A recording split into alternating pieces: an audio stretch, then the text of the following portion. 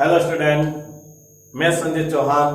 आज हम बच्चों क्लास 12th का लेसन नंबर 8 प्राथमिक व्यवसाय है उसके बारे में अध्ययन करेंगे।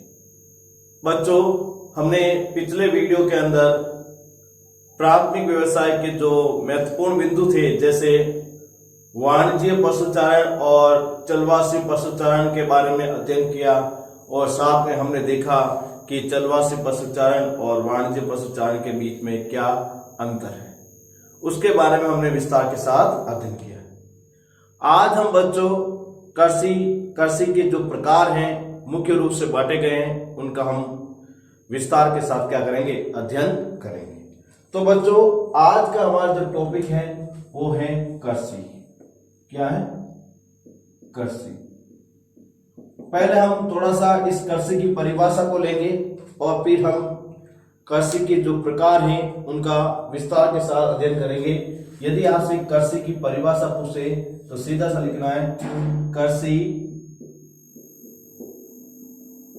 लैटिन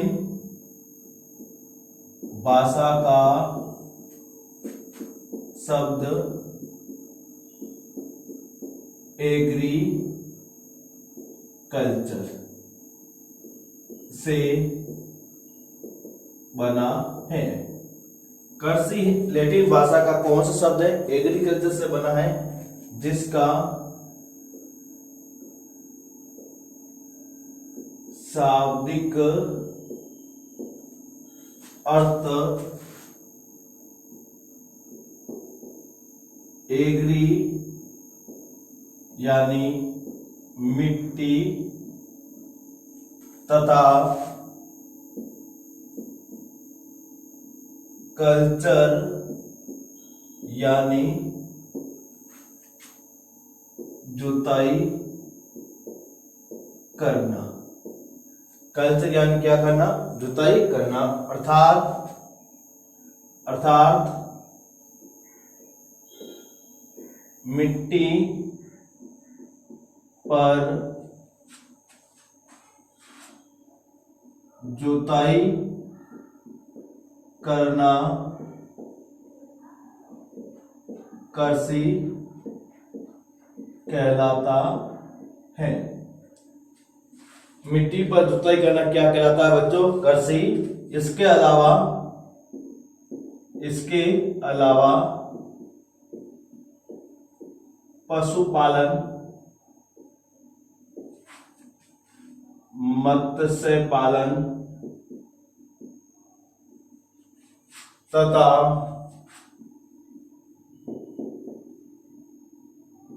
मुर्गी पालन जैसी क्रियाएं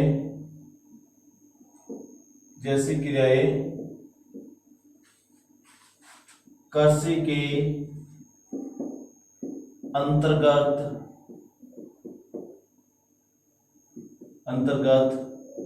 आती हैं। तो बच्चों, आपसे कृषि की परिभाषा पूछे तो आपको यह लिखनी है कि कृषि को लैटिन भाषा में क्या कहा जाता है। कृषि को लैटिन भाषा में क्या कहा जाता है? तो याद रखना, एग्रीकल्चर। क्या कहा जाता है? एग्रीकल्चर। और फिर एग्रीकल्चर का शाब्दिक अर्थ देखें तो एग्री यानी क्या होता है? मिट्टी, और कल्चर मतलब क्या होता है? जुताई करना। अर्थात परिभाषा क्या बनती है? मिट्टी पर जुताई करना क्या कहलाती है? कृषि। इसके अलावा जो पशुपालन क्रिया है, मत्स्य पालन क्रिया है, मुर्गी पालन क्रिया है, वो भी कृषि के अंतर्गत आती है। अब हम कृषि का जो पहला प्रकार ले रहे हैं उसका नाम है स्थानांतरण कृषि। क्या नाम है? स्थानांतरण कृषि। तो पहले हम लेते हैं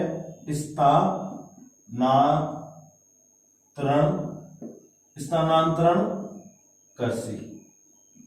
ठीक है बच्चों, इसको और बहुत सारे अन्य नामों से जानते हैं, लेकिन मुख्य नाम इसे स्थानांतरण कृषि कहते हैं। सीधी भाषा में देखिए बच्चों, तो इसको स्थानांतरण कृषि कहने का क्या कारण है? क्योंकि इस कृषि में जो किसान होता है या व्यक्ति होते हैं वो बार बार स्थान बदलते रहते हैं, इसलिए इसे स्थानांतरण कृषि कहते हैं। यदि आपको स्थानांतरण कृषि की परिभाषा पूछे तो सीधा लिखना प्राचीन काल में प्राचीन काल में लोग कृषि करने के लिए जंगलों को काटकर व जलाकर कृषि के लिए तैयार करते हैं। उसके बाद प्राचीन औजारों की सहायता से खेतों को जोतकर बीज बोते हैं। इस तरह किसी स्थान पर 2 से 3 वर्ष खेती करने के बाद पुनः वैसी ही प्रक्रिया अपनाकर खेतों को तैयार करते हैं। इसी कृषि को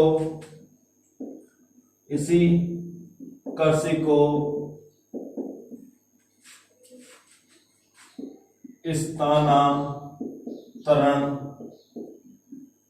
कृषि कहते हैं। यह है बच्चों आपको स्थानांतरण कृषि की परिभाषा। एक बार पुनः देख लीजिए। प्राचीन काल में लोग कृषि करने के लिए जंगलों को क्या करते थे? काटकर व जलाकर कृषि के लिए तैयार करते थे।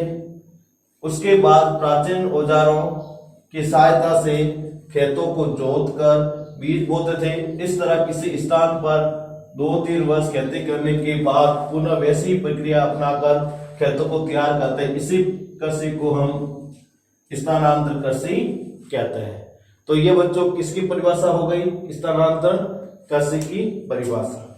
अब यदि आपसे पूछ ले कि स्थानांतरण कृषि की विशेषता बताइए, तो स्थानांतरण कृषि की जब आपसे विशेषता पूछे तो बच्चों कोई ज्यादा डिफिकल्ट नहीं है। पहली विशेषता, स्थानांतरण कृषि में खेतों का आकार छोटा होता है।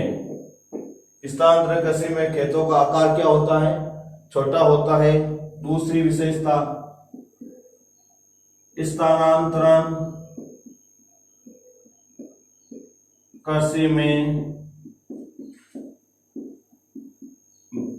निम्न तकनीकी तथा प्राचीन औजारों जैसे खुदाली, फावड़ा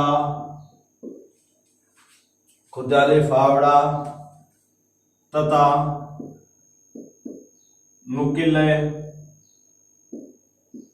नुकीले डंडे व खुरपी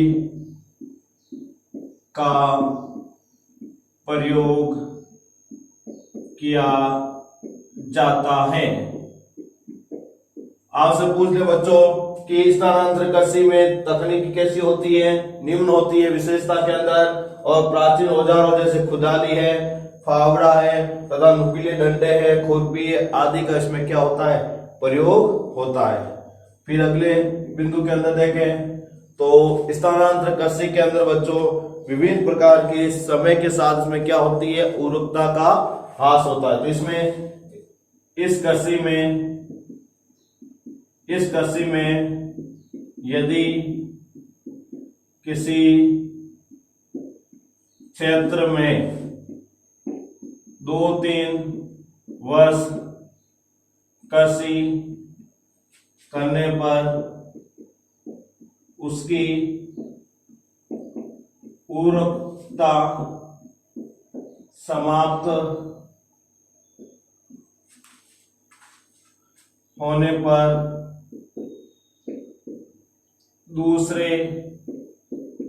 स्थान पर चले जाते हैं। देखो बच्चों इसके अंदर क्या होता है, किसी क्षेत्र में लगातार किसान या लोग क्या करते हैं, वहां पर कृषि करते हैं।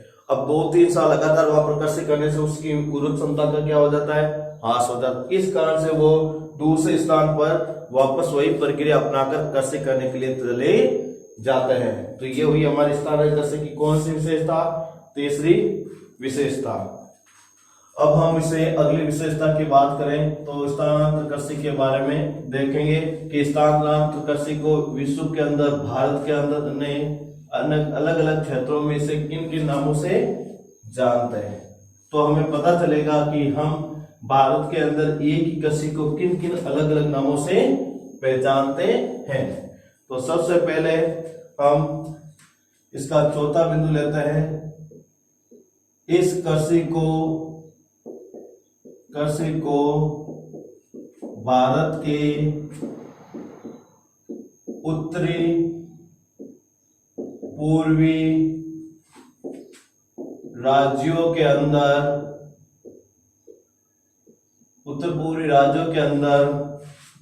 इसे जूमिंग क्या कहते हैं, जूमिंग कृषि कहते हैं। इसके अलावा विश्व के अन्य देशों में भी इस कृषि को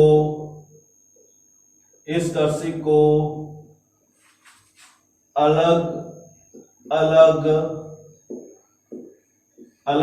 अलग नामों से जानते हैं।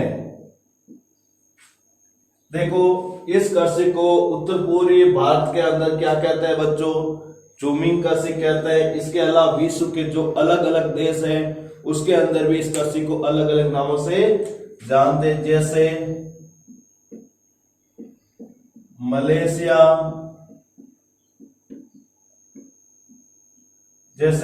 मलेशिया में से क्या कहते हैं, मिल्पा। मलेशिया में से क्या कहते हैं, मिल्पा कहते हैं। इसके अलावा मिल्पा नहीं, इसे लदान कहते हैं। मलेशिया के अंदर से लदान कहते हैं, ठीक है। और इंडोनेशिया के अंदर भी से लदान कहते हैं। और हमारे जो उत्तरी अमेरिका महाद्वीप के अंदर जो क्षेत्र है उसके अंदर जैसे मेक्सिको के अंदर इसे मिल्पा कहते हैं, ठीक है। और वियतनाम में इसे रे कृषि कहते हैं, रे कृषि। इसके अलावा श्रीलंका में इसे चेना कृषि कहते हैं। क्या कहते हैं, चेना कृषि। तो आपने देखा बच्चों, स्थानांतरित कृषि को विश्व के अलग अलग देशों के अंदर इसे अलग अलग नामों से जानते हैं। जैसे भारत के उत्तर पूर्वी राज्यों के अंदर इसे जूमिंग कहते हैं, मलेशिया में से लद्दाख, इंडोनेशिया में से लद्दाख, मेक्सिको में मिल्पा, वियतनाम में रे और श्रीलंका के अंदर चेना कृषि कहते हैं। इसके अलावा हम देखते हैं राजस्थान के अंदर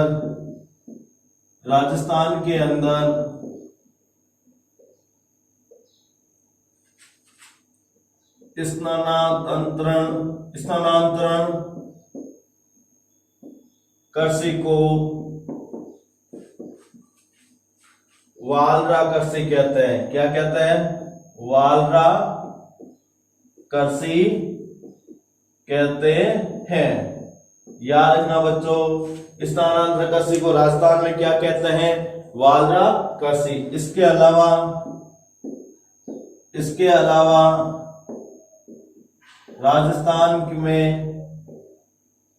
राजस्थान में भील जनजाति द्वारा की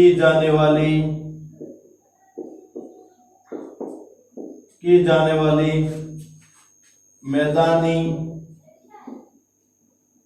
क्षेत्रों की स्थानांतरण कृषि को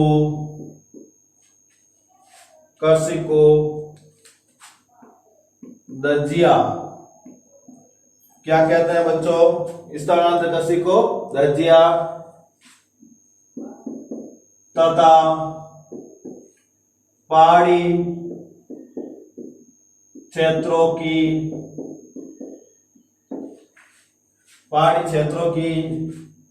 स्थानांतरण कृषि को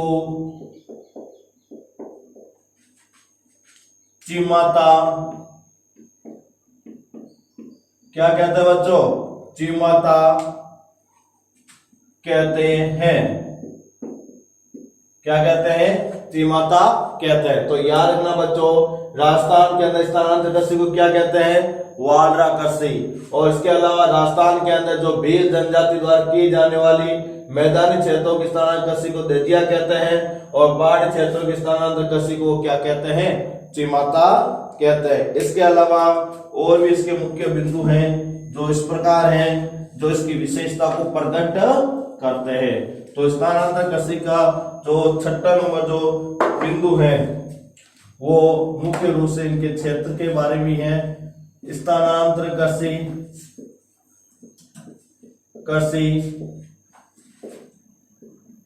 अमेजन बेसिन,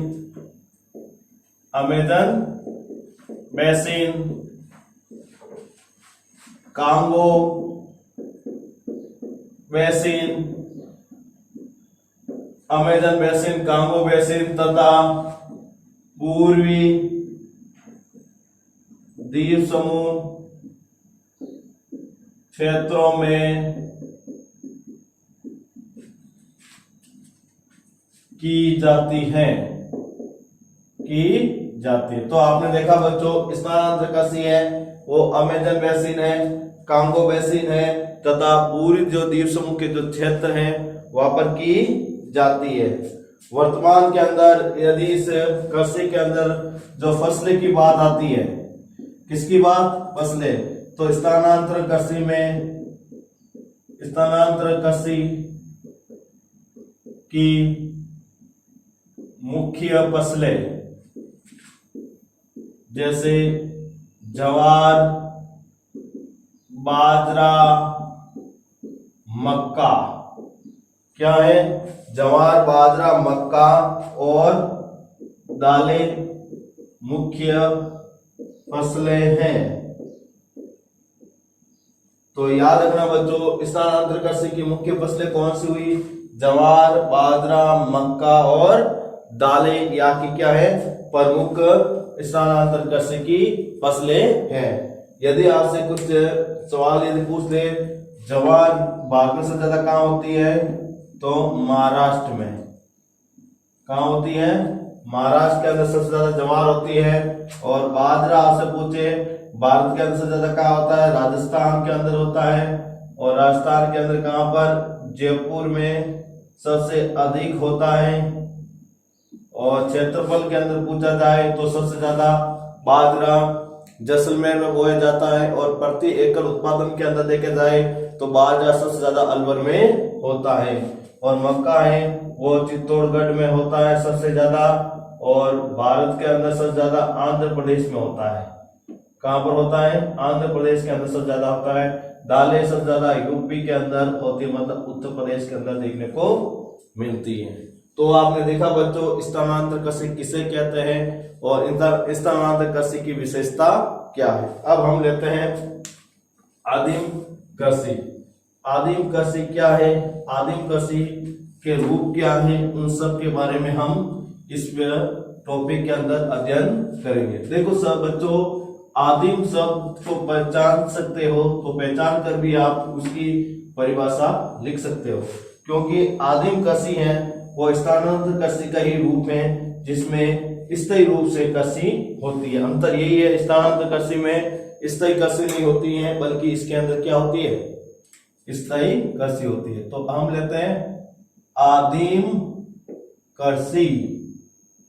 अब आपसे पूछे आदिम कृषि क्या है, आदिम कृषि किसे कहते हैं, तो याद रखना ऐसी कृषि जो मुख्य रूप से स्थानांतरण कृषि का ही रूप है, लेकिन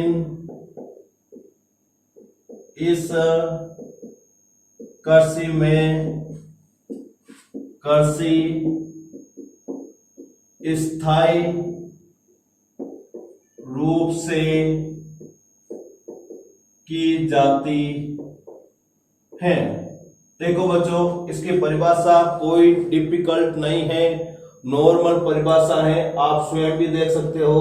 आदिम कृषि क्या है, तो आदिम कृषि मुख्य रूप से किस तरह की कृषि है, स्थानांतर तरह की कृषि है। और इस कृषि का रूप देखा जाए तो वैसे के वैसे जैसे स्थानांतर कृषि है वैसी है, लेकिन बच्चों स्थानांतर कृषि के नामकरण के अनुसार ही आपको पता चल जाता है कि इसमें स्थान परिवर्तन होता है। लेकिन बच्चों आदिम कृषि में स्थान परिवर्तन नहीं होता है, बल्कि उसी जगह पर स्थायी रूप से लंबे समय तक कृषि की जाती है। तो इसलिए एक ऐसी कृषि जो मुख्य रूप से स्थानांतर कृषि का ही रूप है, लेकिन इस कृषि में स्थायी कृषि की जाती है, उसी को हम क्या कहते हैं, आदिम कृषि। अब हम आदिम कृषि की यदि हम विशेषताओं की बात करें तो इसकी पहली विशेषता हम लेते हैं, तो इसकी पहली विशेषता की बात करें तो इसमें याद रखना इसके अंदर जो मिट्टी की जुताई से की जाती है, खेतों को साफ करके मिट्टी की जुताई की जाती है। देखो बच्चों, इसके अंदर जिस प्रकार स्थानांतर कृषि में जंगलों को जलाकर साफ करते हैं, तो इसमें भी साफ तो वैसे ही करते हैं, लेकिन साफ करके खेतों के अंदर मिट्टी की क्या की जाती है, मिट्टी की जुताई की जाती है। दूसरा बिंदु है आदिम कृषि में सिंचाई साधनों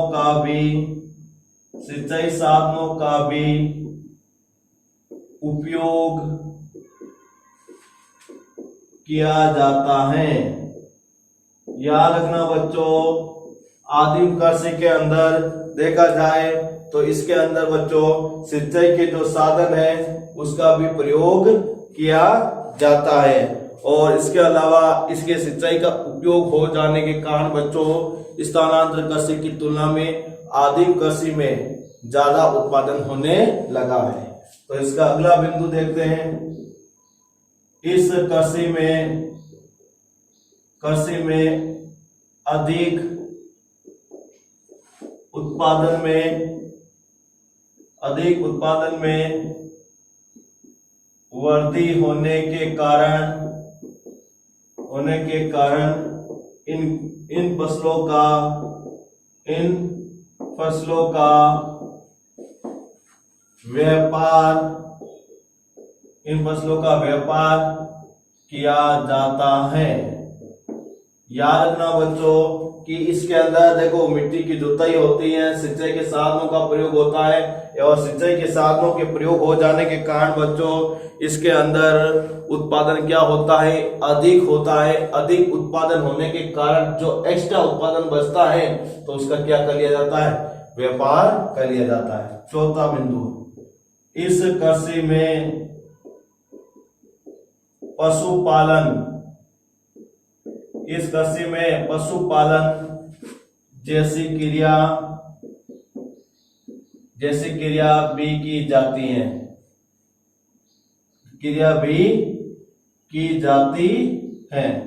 तो याद रखना बच्चों कि आदिम कृषि के अंदर कृषि क्रिया के साथ साथ क्या की जाती है, पशुपालन क्रिया भी की जाती है। अब इसमें अगला बिंदु, इस कृषि में आधुनिक साधनों व परिवहन आधुनिक मशीनों व परिवहन के साधनों का भी प्रयोग किया जाता है। तो आपसे पूछ ले बच्चों, आदिम कृषि के अंदर आधुनिक रूप में आज क्या परिवर्तन आया है, तो आधुनिक रूप के अनुसार देखें तो आधुनिक मशीनों के साथ साथ परिवहन के जो साधन है उसका भी प्रयोग होने लगा है। और साथ में वो बैलों के क्या जाता है, साथ में वे बैलों की मदद से मिट्टी या मृदा की जुताई करते हैं। देखो बच्चों, वस्तु को लाने ले जाने में तथा निकालने में तो मशीनों को प्रयोग होता है, लेकिन मिट्टी की जुताई करने के लिए वो बैलों का क्या करते हैं, प्रयोग करते हैं। और अगली जो बिंदु है, इस प्रकार की कृषि अपन देखा जाए तो भारत है, मलेशिया है, इंडोनेशिया है, वियतनाम है, आदि क्षेत्रों में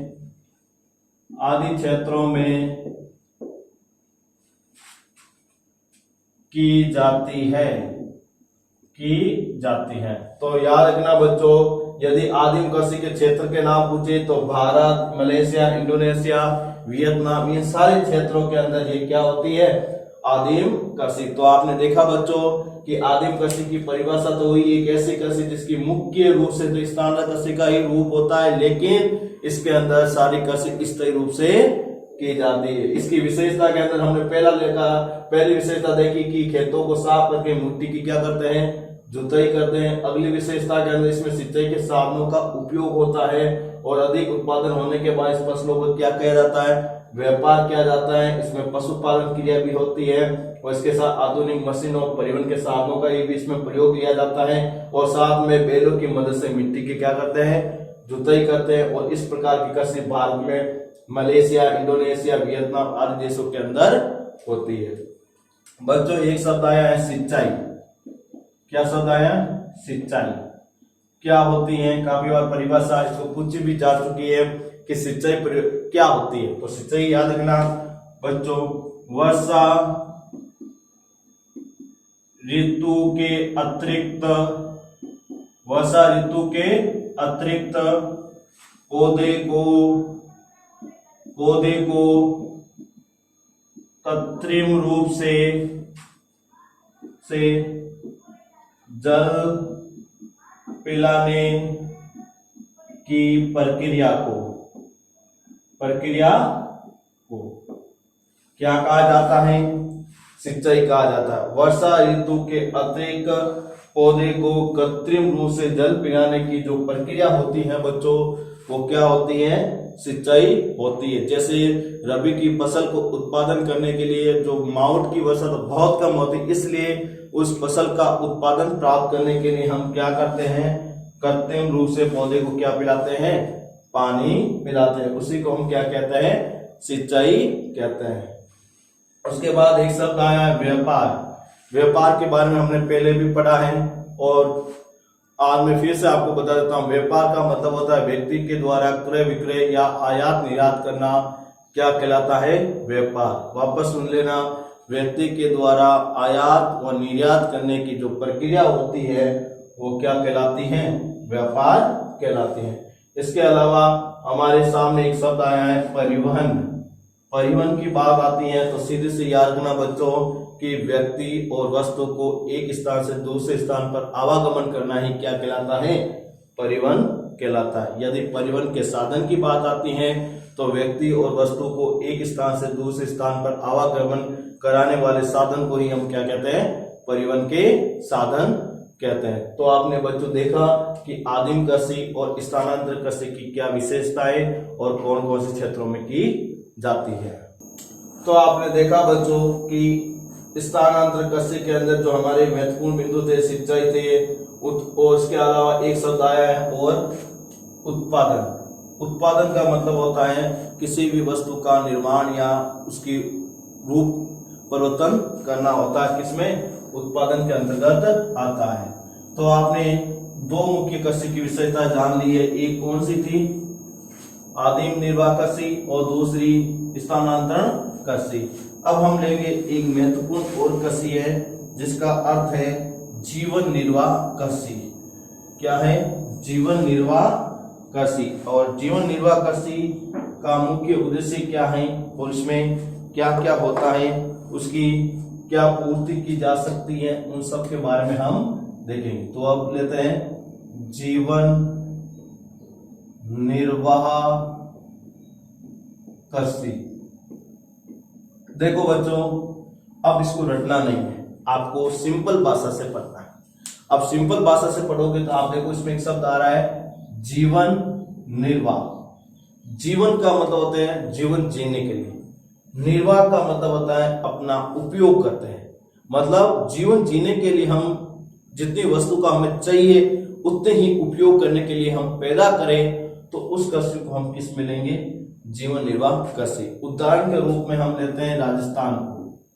राजस्थान की क्लाइमेट मतलब जलवायु के रूप देखा जाए तो ऐसी इतना हल्का है या इतना जटिल है कि इतना ही उत्पादन होता है जितना राजस्थान के लोग क्या कर सकते हैं? अपने जीवन का जीवन निर्वाह कर सकते हैं। जैसे एग्जाम्पल के रूप में जब वर्षा ऋतु होती है तो राजस्थान के लोग जब ज्वार है, बाजरा है, मूंग है, मोठ है, इन सारी फसलों को जब बोते हैं, क्या बोलते हैं? इन सारी फसलों को जब बोते हैं तो इन फसलों को बोने का मुख्य उद्देश्य, जब राजस्थान के लोगों की बात करें तो इनका मुख्य उद्देश्य एक ही होता है।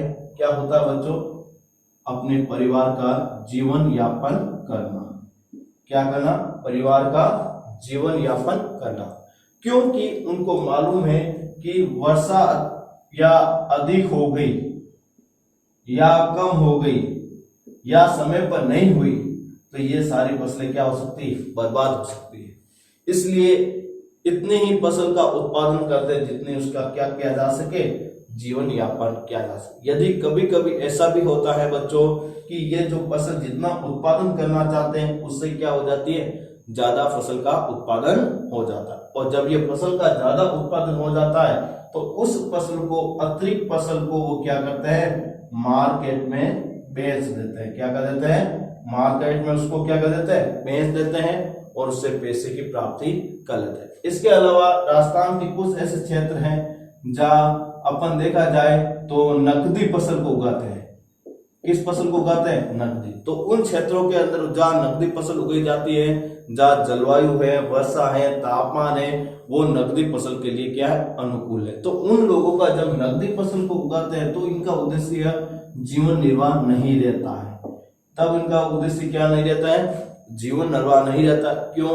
क्योंकि नकदी फसल का उगाने का मुख्य उद्देश्य क्या होता है, उन लोगों का व्यापार करना होता है। क्या होता है? व्यापार। तो इसी कारण से वे व्यापार के उद्देश्य से जो नकदी फसल है, जैसे कपास है, तिलहन है, कपास है, तिलहन है, इसके अलावा अपन और भी देख सकते हैं जो नकदी फसल के रूप में आती हैं। तो उन फसलों को क्यों बोता है वो, उसका मुख्य उद्देश्य यही होता है बच्चों कि वो अपने परिवार के जीवन यापन के लिए नहीं बोकर उसका मुख्य उद्देश्य क्या होता है, अब व्यापार करना। जब व्यापार करना मुख्य उद्देश्य हो जाता है तो उस समय उन फसल को हम कह देते हैं व्यापारिक फसल। क्या कह देते हैं?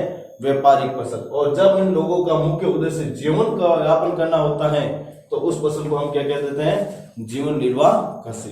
तो आपको पता चल गया होगा कि जीवन निर्वाह कृषि और व्यापारिक कृषि के बीच में थोड़ा सा ही अंतर होता है। इसका व्यापार करना उद्देश्य होता है और इसका उद्देश्य जीवन यापन करना होता है। तो इसी जीवन यापन और व्यापार के बीच में जो अंतर होता है उस कृषि में ये परिभाषा बनकर निकलती है। तो जीवन निर्वाह कृषि ऐसी